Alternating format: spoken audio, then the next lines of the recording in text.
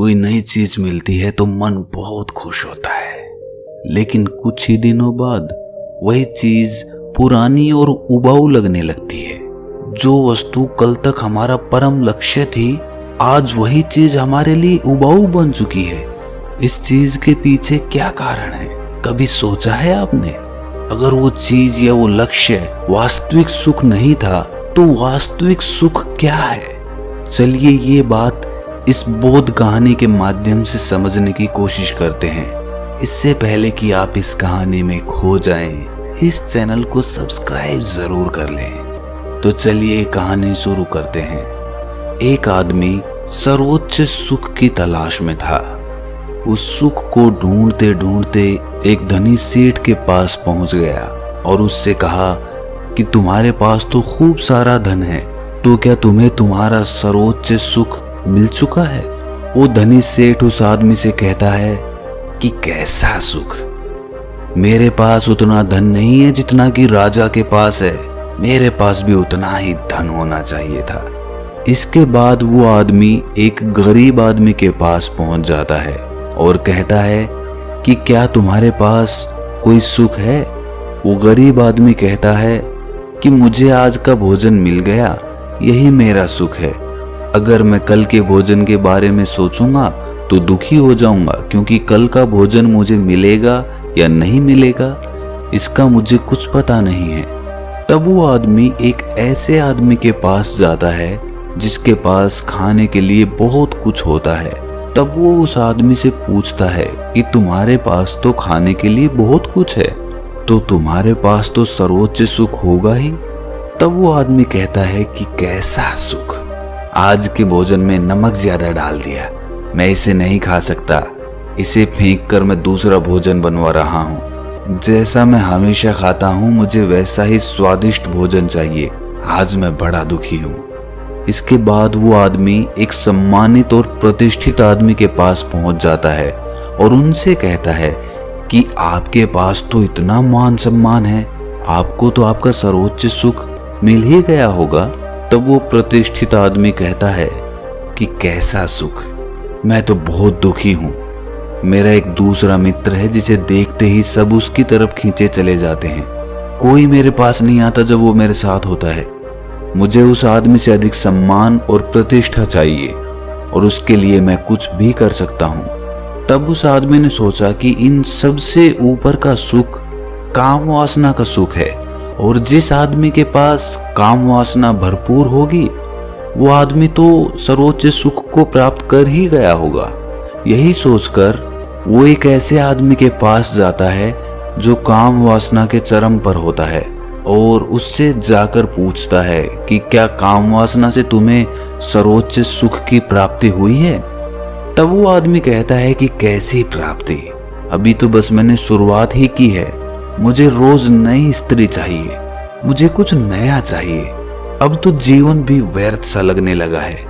मेरे मित्र मुझसे कहते हैं कि मुझे नगर जाना चाहिए, वहीं मेरी काम वासना की पूर्ति होगी, लेकिन वहां जाने के लिए मेरे पास पैसे नहीं हैं। मुझे इसके लिए पहले अधिक धन कमाना होगा। सबकी बातें सुनकर उस आदमी को कहीं भी सर्वोच्च सुख नहीं दिखा। तब उसने तय किया कि वो बुद्ध के पास जाएगा और इसीलिए वो बुद्ध से मिलने के लिए निकल जाता है और बुद्ध के पास जाकर उन्हें प्रणाम करके उनसे कहता है कि हे तथागत, मैं बहुत दूर से आया हूँ। मैंने सुना है कि आप सबकी समस्याओं का समाधान कर देते हैं, क्या आप मेरी समस्या का भी हल कर देंगे? तब तथागत बुद्ध कहते हैं कि कहो, क्या जानना चाहते हो?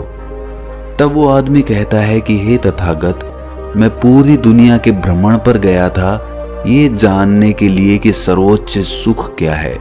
एक ऐसा सुख जिसे मिलने के बाद किसी दूसरे सुख की लालसा न रहे, आदमी परिपूर्ण हो जाए।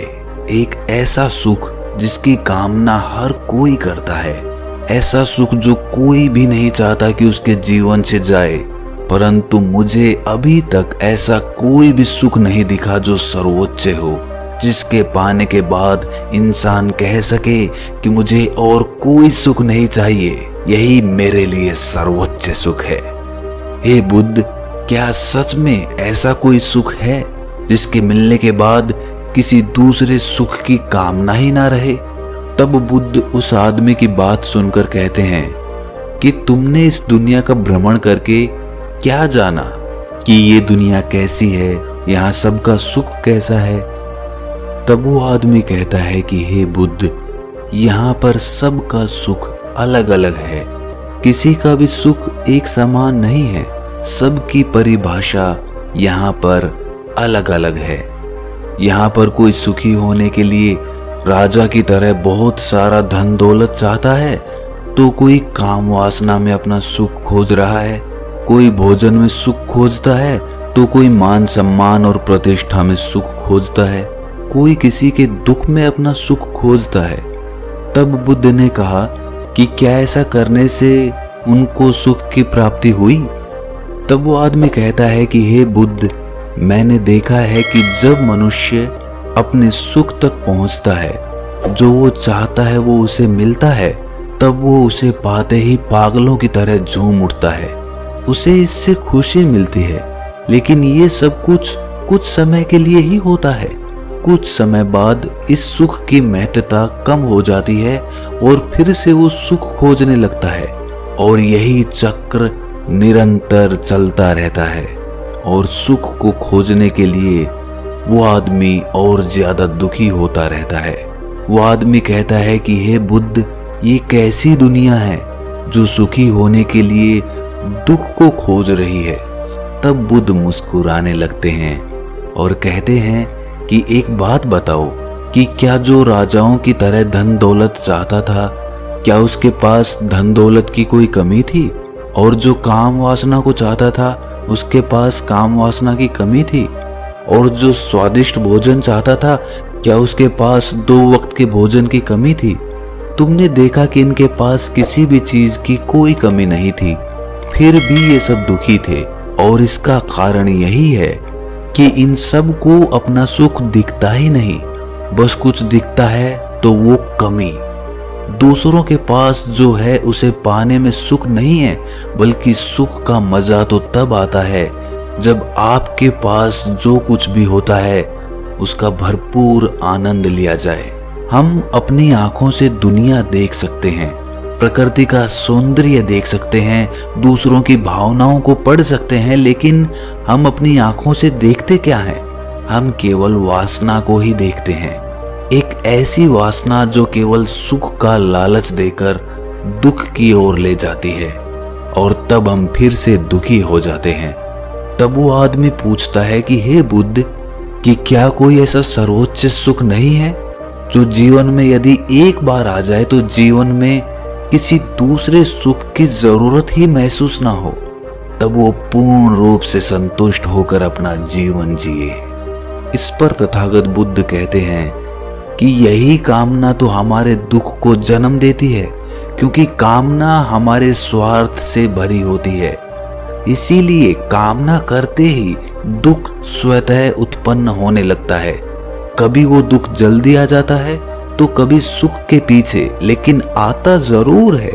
इस दुनिया में सर्वोच्च सुख जैसा कुछ नहीं होता। सुख कितना ही बड़ा क्यों ना दिखे, उसके पीछे दुख हमेशा रहता है।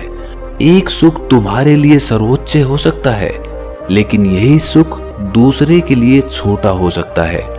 जहां भी तुम सुख की कामना करोगे वहां तुम्हें दुख अवश्य मिलेगा, और जहां तुम्हें दुख मिलेगा वहां सुख अवश्य आएगा।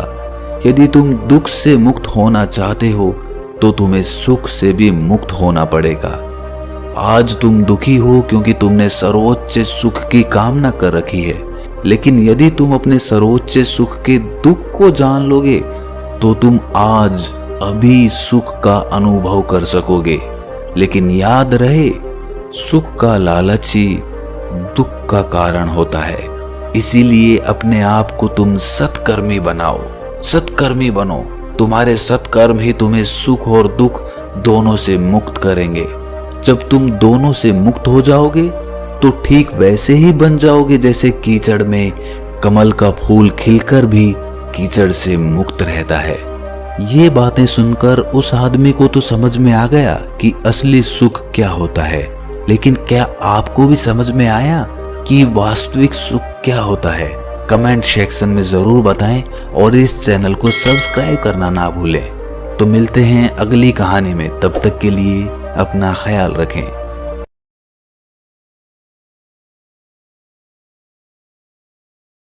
Thanks for watching. Please subscribe.